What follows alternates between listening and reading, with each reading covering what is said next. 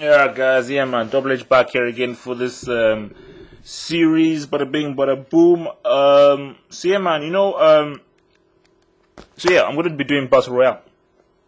Yep, and I'm sure a lot of you must have heard of this film, but those who haven't heard of this film, this is a film you must watch.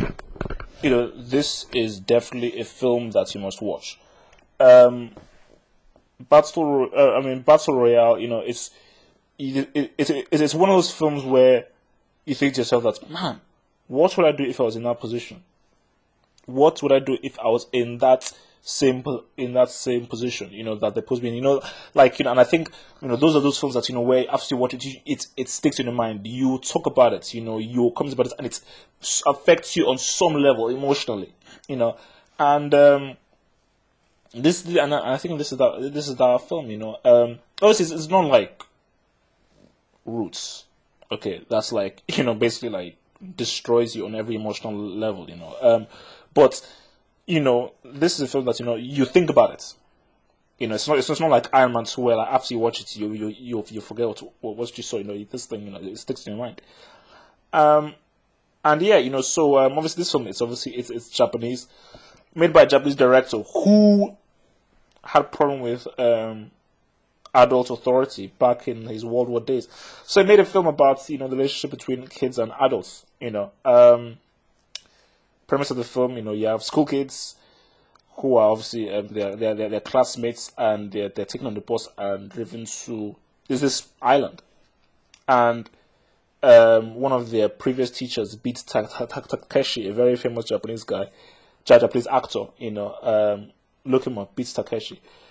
He is basically heading up this battle royale program, and he tells them that, look, bada bing bada boom, okay, you each are gonna have bracelets, gonna give you some weapons, each of you, and you're gonna have to kill each other, and the last man standing wins. So they're like, whoa, what the hell? And he is serious about this, and he takes some drastic measures and does some crazy things to show that he's serious. So these guys, they're stuck on an island, they can't get off, and you have a situation where like either I kill or I'll be killed. And it is just an intriguing. How how you just see these things. How you see these people just fall into the very basic and primal human survival mode. And how it's in any of us. I mean, the beast is in all of us. That's what the beast is in all of us. So yeah, that's so obviously you obviously have the main character who is I think Nanahara, I believe, and his girlfriend Noriko, and they're trying to remain moral. They're trying to still remain moral and trying to find a way off this island and trying to beat the system somehow. Obviously, and they helped by I think is Kawada. I think he was in the he was in the previous Battle Royale program. And also his backstory is very interesting. So yeah, so you watch this film and I think like you just think that's wow, man. What would you do if suddenly you're in this situation with classmates? A lot of these guys are your friends. And what do? Do you trust them, or do you really believe that okay, if my back is turned around and sleeping, these guys will just put like an Uzi in my ear? So that, and that's just like a it's like it's a crazy concept. It's a really crazy concept. So yeah, man, it's just very interesting. The film is just really, really interesting, and the way, and I think for me, I think that, again, this is what I've seen you get in Japanese cinema, but the film is extremely violent. The film is, and I think that's why it's become such a historic and such like a cult film, because this film, it doesn't pull any punches. Because again, if this film was made in Hollywood, guys would be preaching blah blah blah. Why is this thing happening? Blah blah blah. And even if they do the violence, it would be like the violence you see in Final Destination with like CGI, and like slow motion. They'll probably get Ireland to do the CGI blood, So yeah, but in these things, like, the violence, it's like it's serious. Guys are shooting people. Uzis have been thrown everywhere. Swords, knives, everything like that. It's like in your face. And I mean, literally, the violence in this thing is madness. And from what I've read and from what I've heard, the comic is even worse.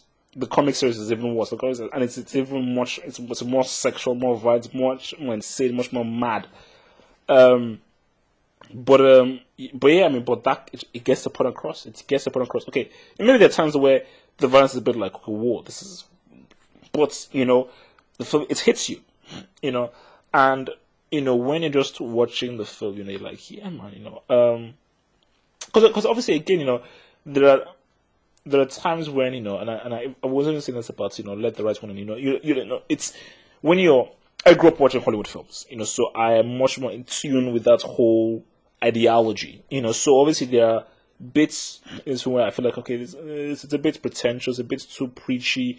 Like for me, like, I mean, I didn't really like the ending, the way it ended and that whole talking bit in it. I didn't really like that ending. It was a bit okay, too much talking, but there are a lot of very good bits in this film. There are a lot of very good things in this film, and I think the interesting thing is just how you see people turn against each other, and the moral person in us who isn't in that situation is very quick to judge these people who say, okay, why would you turn on them? Why?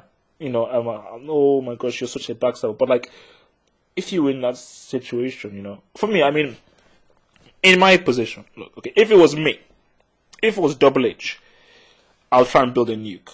Obviously, if that fails, it me building like a nuke to basically nuke the enemies or the whole thing with me flying on my spaceship to the moon or Mars, because I hear Mars is alright. Hope the weather is good. I'll just hide in some rocks or the sea or something like that. But I'll just wait till everybody kills each other. Then oh yeah, wow, I've survived. Bada bing, easy, But like obviously, on a serious note, like it is a social commentary on the relationship between adults and the kids, and I think it is made very clear. And I think you have the protagonist Nanahara, and one of the subtexts of this thing. Well, there's sort of two subtexts with Noriko and Nanahara. Obviously, with Nanahara, you obviously have his relationship with his father, and how tumultuous that was, and how weird that was, and the kind of person his father was, who obviously was a bit of a drunk smoker, maybe a bit of a loser, a bit of a failure in life, and how did that affect Nanahara? Because obviously, I don't think you really see like a lot of his mother in that thing, and then you obviously have Noriko, who she's having this dreams of the Beats Takeshi character, and the Beats Takeshi character, he's obviously showing a bit more of his emotional side, which you obviously don't see. Just see like his physical cold side. So again, it's sort of like again, and you obviously you also have the adult and the younger person, and maybe the younger person don't understand the adult, So I think that is one of the main themes of this thing. So I think what makes this thing such a good piece of work is that it is entertaining, and we're in the entertaining business. Okay, if it was like a documentary, say, oh my god, adults, children, let's just all talk about how adults and children. I'm like, cheers, thanks, but no thanks. I'll see you next week with an ice cream. But it's an entertaining film.